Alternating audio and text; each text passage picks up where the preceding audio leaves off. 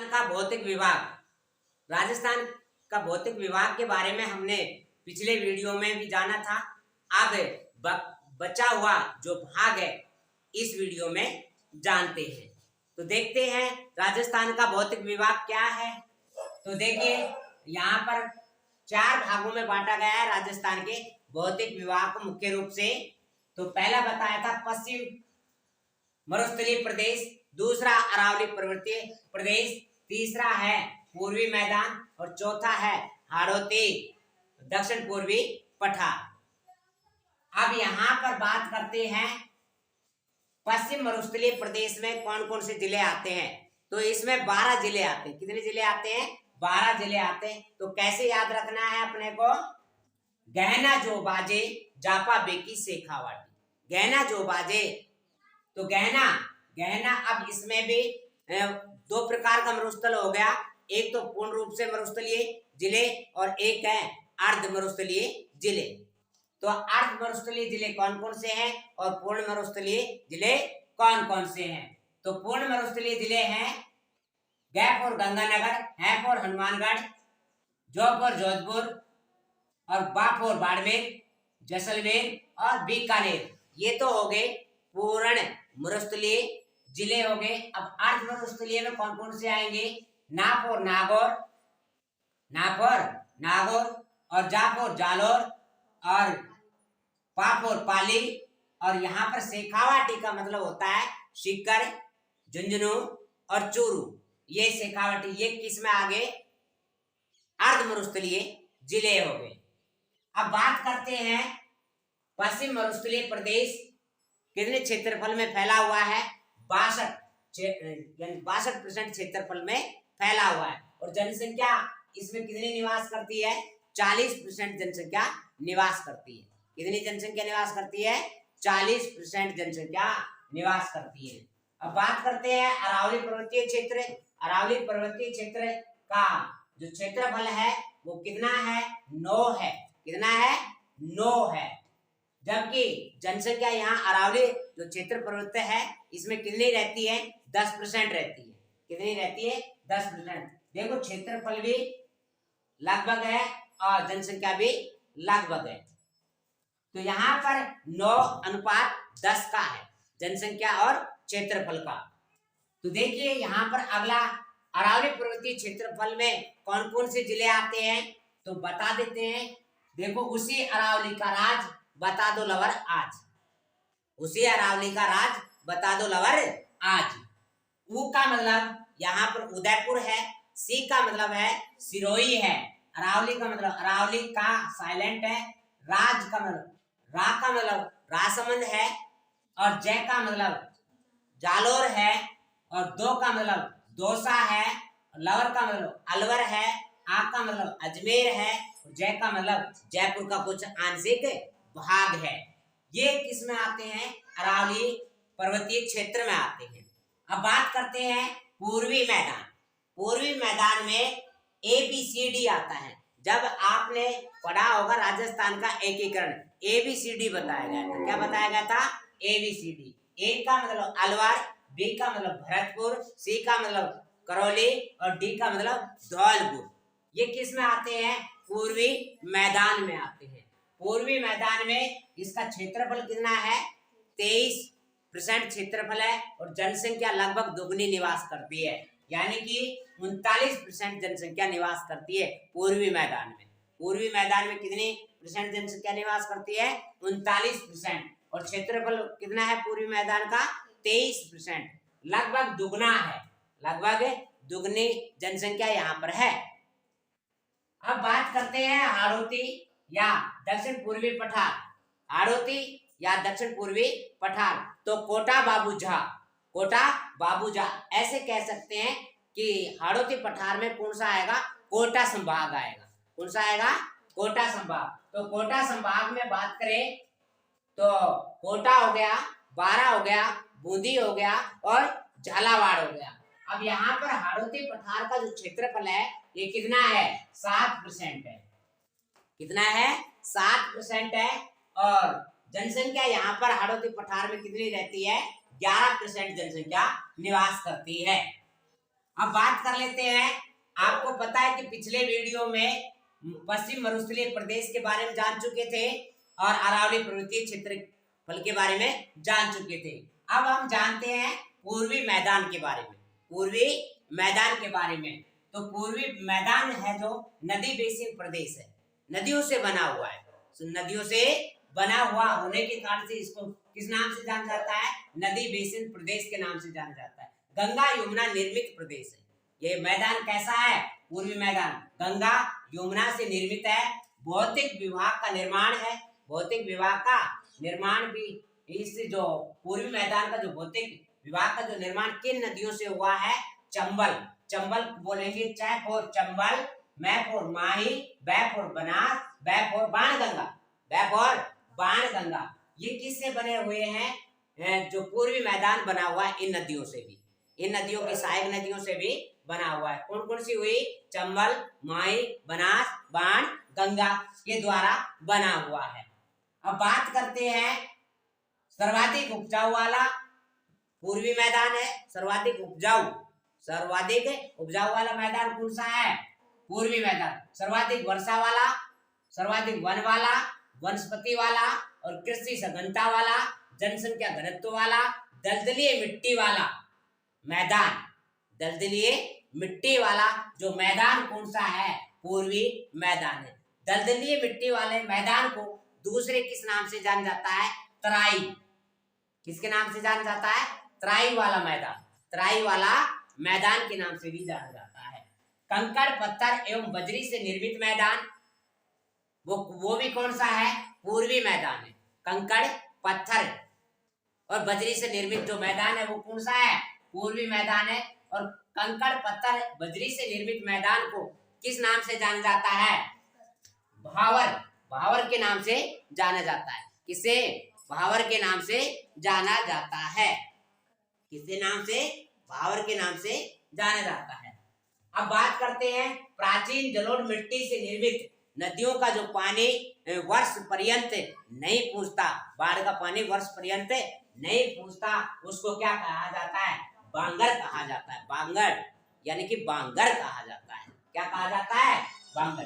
प्राचीन जलोढ़ मिट्टियों, प्राचीन जलोढ़ मिट्टियों से निर्मित नदियों का वर्ष पर्यंत बाढ़ का पानी नहीं पहुंचता, उस क्षेत्र को बांगर के नाम से जाना जाता है। अब बात करते हैं नवीन जलोढ़ मिट्टी से निर्मित होता है। एक तो प्राचीन मिट्टी से होता है, एक होता है नवीन मिट्टी से निर्मित नदियों से बाढ़ का जल पहुंचता है। नदियों से बाढ़ का जल पहुंचता है, उसको क्या कहा जाता है? खादर कहा जाता है। क्या कहा जाता है? खादर। इस मैदान का मतलब पूर्वी मैदान का ढाल पूरब की ओर है। किसकी ओर है? पूरब, यानी पूर्वी मैदान का ढाल किधर हुआ? पूरब की ओर, पूरब की ओर।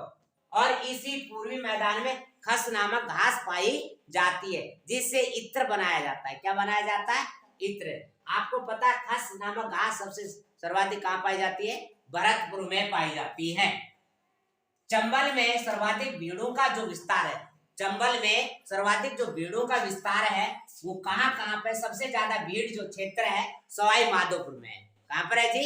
सवाई माधोपुर में। दूसरे नंबर पे, सेकंड नंबर पे बात करें तो धौलपुर आता है। भीड़ क्षेत्र सर्वाधिक कहाँ पर चंबल नदी का? सवाई माधोपुर में है। दूसरे नंबर पे बात करें तो धौलपुर आता है। भीड़ भूमि को स्थानीय भाषा में खादर कहते हैं।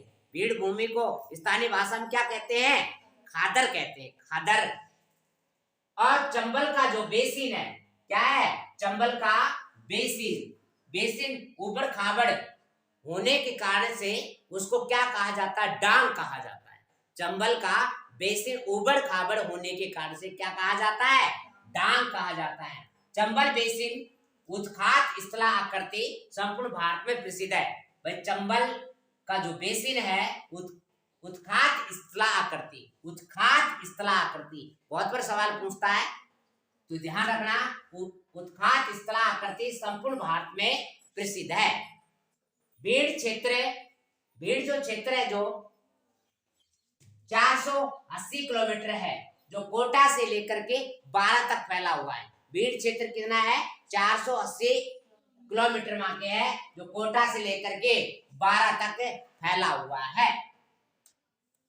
अब बात करते हैं नंबर 4 पे आता है हाड़ौती या दक्षिण पूर्वी पठार। हाड़ौती पठार के बारे में जान लेते हैं। लावा निर्मित है, ये कैसा है? लावा से बना हुआ पठार है ये हाड़ौती पठार, लावा। और काली मृदा पाई जाती है यहाँ पर। कैसी मृदा पाई जाती है? काली मृदा पाई जाती है। फसल की बात करें तो यहाँ पर कपास मिलता है। कपास सबसे ज्यादा उगाई जाती है क्योंकि काली मिट्टी होती है, उसमें कपास सबसे ज्यादा अच्छी होती है। और गन्ना, धनिया, संतरा, सोयाबीन, ये किसके लिए है? ये आपका हाड़ौती पठार जाना जाता है। हाड़ौती पठार में काली मिट्टी होगी, काली मिट्टी होने के कारण कपास, धनिया, गन्ना, संतरा, सोयाबीन ये उत्पादित होती हैं। अब बात करते हैं नदियों का सर्वाधिक कटाव। नदियों का सर्वाधिक कटाव हाड़ौती क्षेत्र में कहाँ होता है? कोटा में होता है। कहाँ पर होता है? कोटा में। डोरा पर्वत है यहीं पर। एक क्या है? डोरा पर्वत है। डोरा पर्वत जिसका 90% तो सिरोही में है और 10% कहाँ पर है? जालोर में। डोरा पर्वत 90% तो कहाँ पर है? सिरोही में है और 10% कहाँ है? जालोर में। बिजराल की पहाड़ियां, बिजराल की पहाड़ियां से कौन सी नदी निकलती है? खारी नदी निकलती है। कौन सी नदी निकलती है? खारी नदी निकलती है। तो खारी नदी का संबंध कहाँ से है?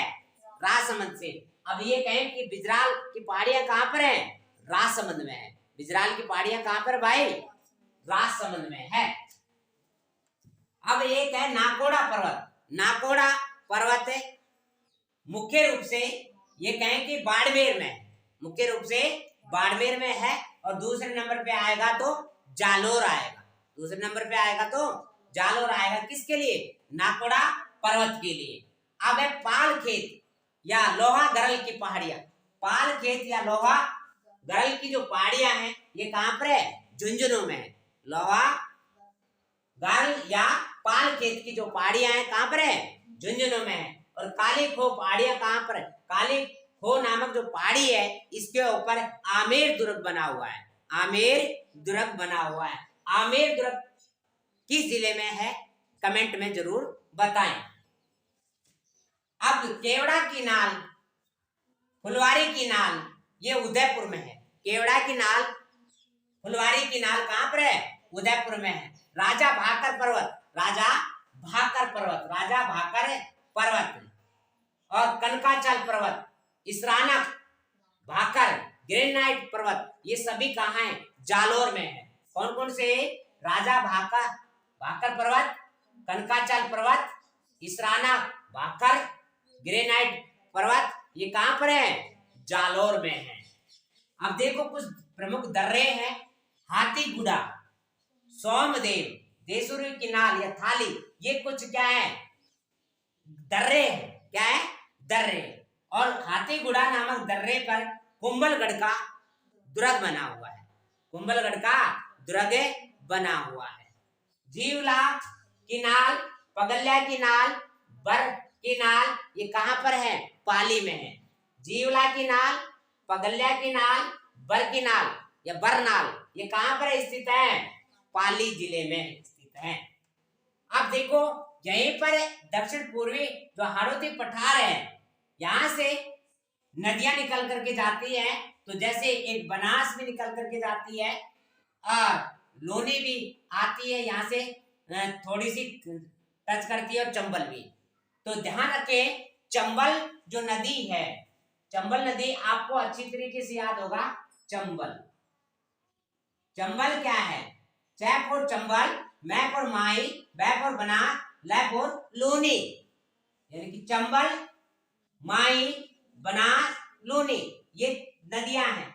अब लूनी है जो 6 जिलों में बहती है, बनास भी 6 जिलों में बहती है, चंबल भी 6 जिलों में बहती है। राजस्थान के 6 जिलों में से बह करके निकलती है। 3 नदियां हैं जिनका क्या नाम है? चंबल है, बनास है, लूनी है।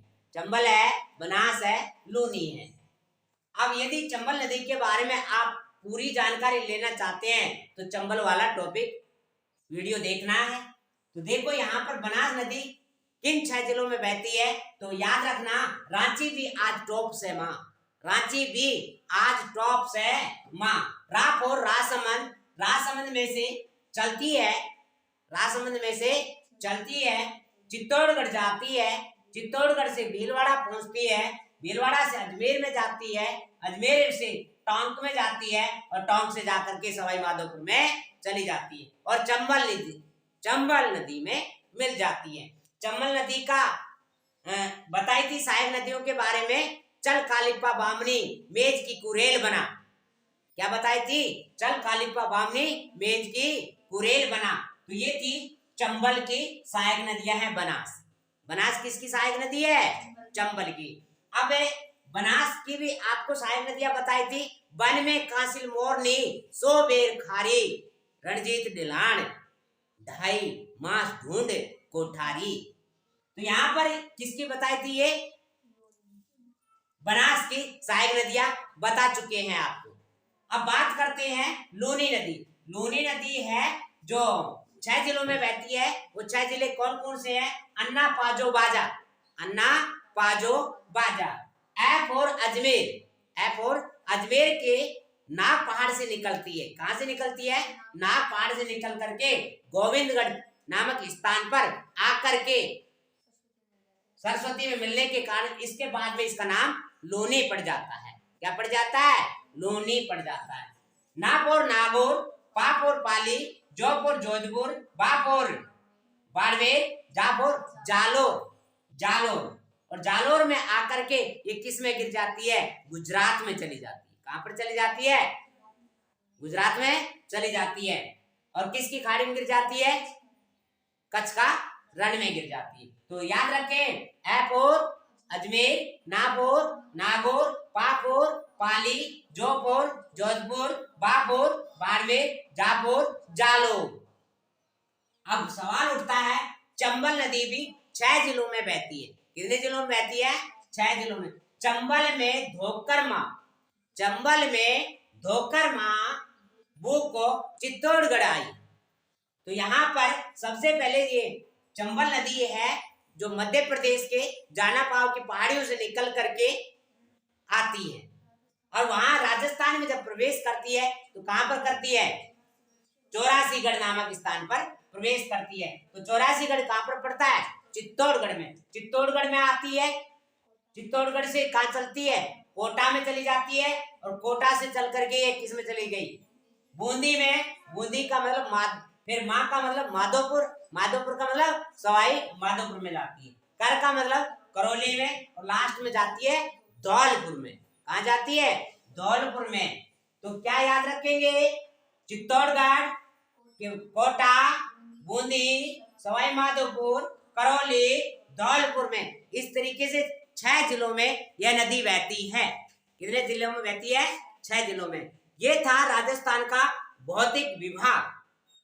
3 वीडियो के माध्यम से इसको हमने पूरा किया है और अच्छा लगे तो साथियों लाइक करना, कमेंट करना और चैनल को सब्सक्राइब करना और शेयर करना न भूलें। Thank you.